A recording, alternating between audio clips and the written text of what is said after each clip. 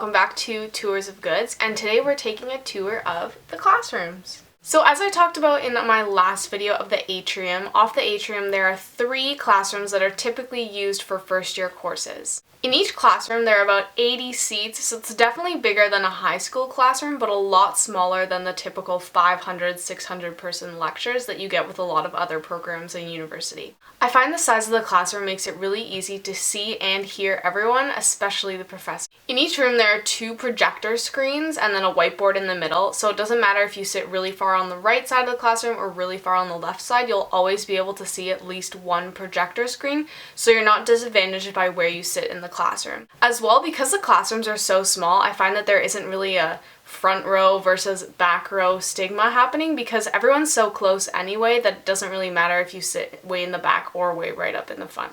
If you take a tour of Goods, you'll probably notice that in all of the desks in all of the classrooms, there's kind of a slit that runs along the edge of the desks as shown in this video here.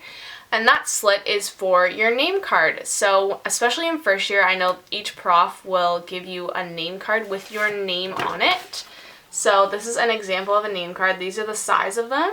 And they'll have your first name and your last name, what course you're in, and your section number. So by having the name card, the prof can always call on you by your name, so even if they don't necessarily know you personally, it kind of feels like they do.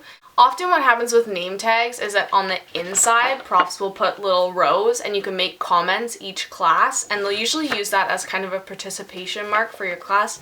So as long as you either sign it or ask a question or something, they know that you were in that class that day and they can check off your participation. Participation isn't mandatory in all of your classes, but some classes do have it as a requirement as part of your grade.